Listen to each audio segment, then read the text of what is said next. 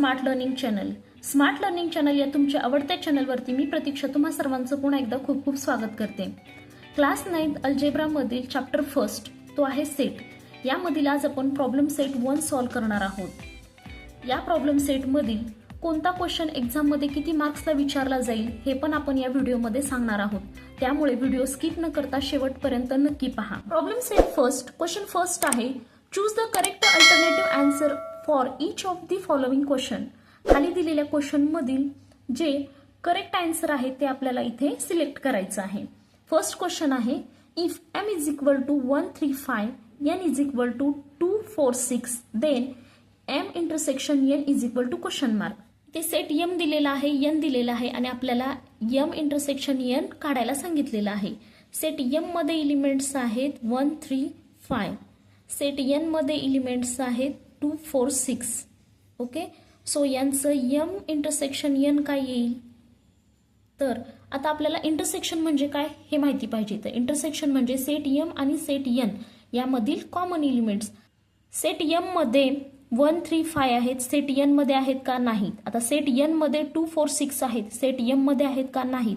म्हणजे set m आणि n मध्ये एकही कॉमन एलिमेंट नाही. म्हणजेच m इंटरसेक्शन n काय येईल 5 येईल. म्हणजेच रिक्त संच येईल. आपला आन्सर काय येईल, ऑप्शन सी येईल. ओके, हे MCQ तुम्हाला एक्झाम मध्ये 1 मार्कसाठी विचारले जातात. मी इथे तुम्हाला सॉल्व्ह करून दाखवते कारण तुम्हाला ते समजावेत. तुम्ही एक्झाम मध्ये रफ सॉल्व्ह करायचे आहेत आणि डायरेक्ट आन्सर इथे लिहायचा आहे. सेकंड आहे, P is the set of all the x such that x is an odd natural numbers, 1 is greater than x and less than equal to 5. How to write this set in roster form.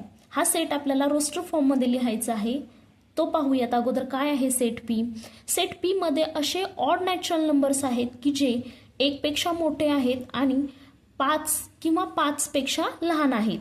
Okay, so असे आपल्याला natural number set P मध्ये लिहायचे आहेत. 1 पेक्षा मोठे आणि 5 पर्यंत किंवा 5 पेक्षा लहान.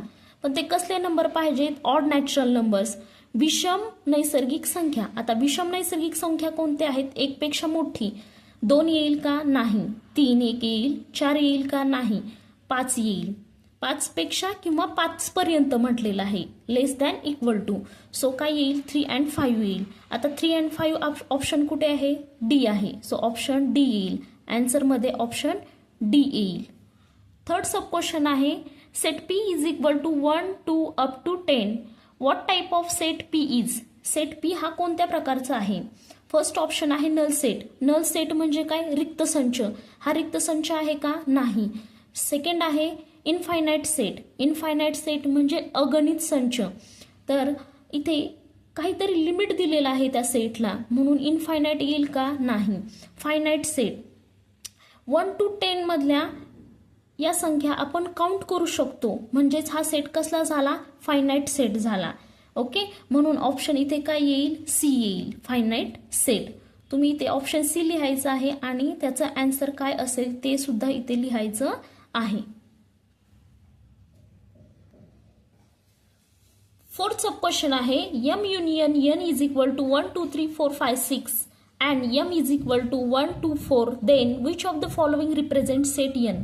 खाली दिलेला सेट n कोणता असेल.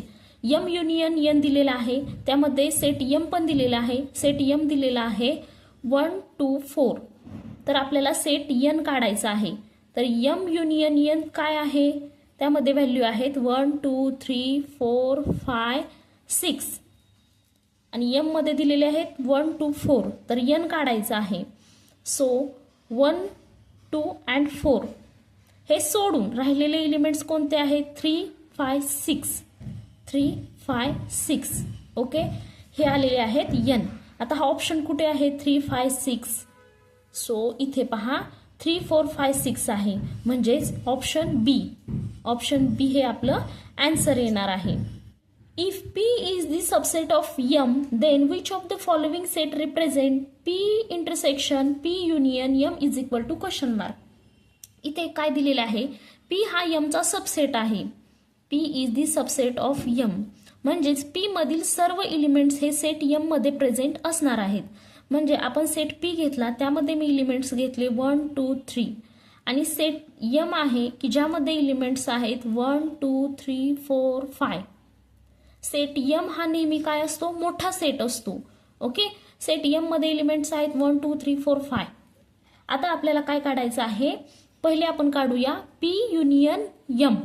आता पी युनियन यम म्हणजे काय, तर सेट पी आणि सेट यम मधील सर्व एलिमेंट्स. आता कोणकोणते एलिमेंट्स आहेत 1 2 3 4 5, कारण 1 2 3 हे दोन्ही सेटमध्ये आहेत म्हणून आपण ते एकदाच घेतलेले आहेत. आता पी युनियन यम काढला. आता आपण इथे पहा, पी युनियन यम मध्ये 1 2 3 4 5 ह्या ज्या व्हॅल्यू आलेल्या आहेत ते कुठल्या व्हॅल्यू आहेत, सेट यम मधल्या व्हॅल्यू आहेत. म्हणून आपण याला काय म्हणू शकतो, P union M is equal to M असं आपण म्हणू शकतो. याला आपण इक्वेशन फर्स्ट देऊयात. आता from this equation P intersection P union M. आता P intersection P union M म्हणजेच आपण काय म्हणू शकतो, पी इंटरसेक्शन यम म्हणजे पी युनियन यम म्हणजे यम आलेला आहे म्हणून आपण म्हणू शकतो P intersection M is equal to काय, हे क्वेश्चन मार्क दिलेला आहे त्याने आपल्याला हे काढायचं आहे. तर आता पी इंटरसेक्शन यम काय येणार आहे, म्हणजे सेट पी आणि सेट यम मधले कॉमन एलिमेंट्स. आता ते कोणते आहेत 1 2 3 हे कॉमन एलिमेंट्स आहेत. आता पी इंटरसेक्शन यम मध्ये 1 2 3 आलेले आहेत पण हे कशामध्ये आहेत, सेट पी मध्ये आहेत म्हणून याला पण आपण काय म्हणू शकतो, is equal to P. Okay, म्हणजेच P intersection P union M is equal to P आलेला आहे आपण असं म्हणू शकतो. मग पी कुठला ऑप्शन आहे, ऑप्शन ए आहे. मग आपला आन्सर येणार आहे ए. नेक्स्ट क्वेश्चन आहे, which of the following set are empty set. खाली दिलेल्या सेटपैकी एम्प्टी सेट कोणता आहे आपल्याला विचारलेला आहे. फर्स्ट ऑप्शन आहे set of intersecting points of parallel line. Parallel लाईनचा इंटरसेक्टिंग पॉइंट.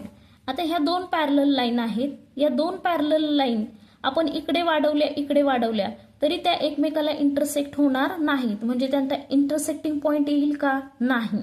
म्हणजे हा सेट कसला येईल, एम्प्टी सेट येईल. आता नेक्स्ट ऑप्शन आपण पाहूयात, set of even prime numbers. आता इव्हन प्राईम नंबरचा सेट आपल्याला इथे त्यांनी विचारलेला आहे. तर इव्हन प्राईम नंबर कोणता येईल, 2 येईल. 2 हा काय आहे, इव्हन प्राईम नंबर. म्हणजे सेट बी मध्ये एक एलिमेंट आलेला आहे, मग हा एम्प्टी सेट होईल का, नाही. हा कसला सेट होईल, सिंगलटन सेट होईल. थर्ड ऑप्शन आहे month of an English calendars having less than 30 days. English calendar मधील 30 पेक्षा कमी दिवस असलेले मंथ्स आपल्याला त्यांनी विचारलेले आहेत.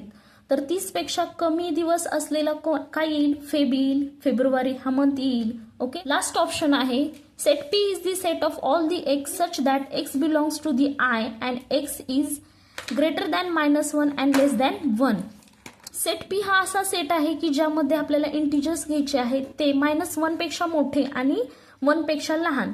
मग तो कोणता नंबर येईल, जो -1 पेक्षा मोठा आहे आणि 1 पेक्षा लहान आहे, मग तो 0 येईल. सो या सेटमध्ये पण एक एलिमेंट्स येणार आहे, म्हणजे हा पण एम्प्टी सेट होणार आहे का, नाही. म्हणजे ऑप्शन ए हा काय झाला, ऑप्शन ए हा एम्प्टी सेट झाला.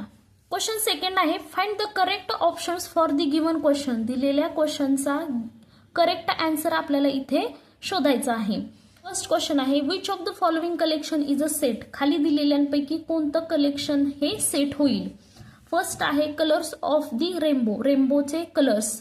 रेनबोमध्ये किती कलर्स असतात, 7 कलर्स असतात. कोणकोणते आहेत, VIB GYOR, violet, Indigo, blue, green, yellow, orange and red. हे 7 कलर आहेत. म्हणजे हा सेट होईल का, येस हा सेट होईल. सेकंड ऑप्शन आहे tall trees in the school campus. School campus मधील टॉल ट्रीजचा सेट आपल्याला बनवता येईल का, नाही. कारण की आपण काउंट करू शकत नाहीत की ट्रीज किती आहेत, त्यामुळे याचा सेट आपण बनवू शकत नाहीत. थर्ड ऑप्शन आहे rich people in the village. एका गावामधील रिच पीपल्स यांचा आपण सेट बनवू शकतो का, नाही. कारण आपण ते कॅल्क्युलेट करू शकत नाही. Next easy example in the book. याचा पण आपण सेट बनवू शकत नाही, त्यामुळे ऑप्शन ए हा येणार आहे. सेकंड सब क्वेश्चन आहे, which of the following set represent N intersection W. आता एन काय आहे, एन हे नॅचरल नंबर्स आहेत. ते कुठपासून स्टार्ट होतात, 1 2 3 अप टू इन्फिनिटी. डब्ल्यू हे होल नंबर्स आहेत, ते स्टार्ट होतात 0 पासून, 0 1 2 3 अप टू इन्फिनिटी. आपल्याला काय विचारलेलं आहे त्यांनी, N intersection W. N intersection W. आता इंटरसेक्शन म्हणजे काय, या दोन्ही सेटमधील कॉमन एलिमेंट्स. आता ते कोणकोणते आहेत, 1 2 3 इथे आहेत, 1 2 3 इथे आहेत. सो 1 2 3 हे काय झाले, कॉमन एलिमेंट्स झाले अप टू इन्फिनिटी पर्यंत. मग कोणता ऑप्शन येईल, ऑप्शन ए हा येईल. सो आन्सर मध्ये आपला ऑप्शन ए येणार आहे. ऑप्शन ए लिहायचा आहे आणि पुढे आपण लिहायचं आहे 1 2 3 up to infinity. Sub question आहे, P is the set of all the x such that x is the letter of the word Indian. Then which one of the following is a set P in listing form? Set P हा असा set आहे की त्यामध्ये Indian या शब्दाचे letters दिलेले आहेत. तर आपल्याला तो सेट हा लिस्टिंग फॉर्म मध्ये लिहायचा आहे. तो set P is equal to Indian हा वर्ड आहे त्याचे आपल्याला लेटर्स लिहायचे आहेत. तर ते कोणकोणते येतील, I N D. I repeat आलेला आहे सो आपण एकदाच लिहायचं आहे. ए एन पण रिपीट आलेला आहे ते पण आपण एकदाच लिहिणार आहोत. सेट पी मध्ये एलिमेंट्स आलेले आहेत INDA. ऑप्शन बी मध्ये हे एलिमेंट्स आलेले आहेत. सो आपला आन्सर बी येणार आहे. काय आहे, INDA. नेक्स्ट क्वेश्चन आहे, if T is equal to 1 2 3 4 5 M is equal to 3 4 7 8 then T union M is equal to question mark. Set T आहे त्यामध्ये एलिमेंट्स आहेत 1 2 3 4 5. सेट एम मध्ये एलिमेंट्स आहेत 3 4 7 अँड 8. आता या दोघांचा आपल्याला युनियन विचारलेला आहे, टी युनियन एम. आता युनियन म्हणजे काय, या दोन्ही सेटमधील सर्व एलिमेंट्स ते कोणकोणते येणार आहेत, 1 2 3 4 5 7 अँड 8. 3 4 हे एलिमेंट्स रिपीट आलेले आहेत म्हणून ते आपण एकदाच लिहिले. आणि नेक्स्ट 5 7 अँड 8. मग हे कुठल्या ऑप्शनमध्ये आहेत, ऑप्शन नंबर सी मध्ये आहेत. 1 2 3 4 5 7 अँड 8. सो आपला आन्सर येणार आहे ऑप्शन सी. त्यामध्ये एलिमेंट्स आहेत 1 2 3 4 5 7 अँड 8. हे आपलं फायनल आन्सर आलेलं आहे.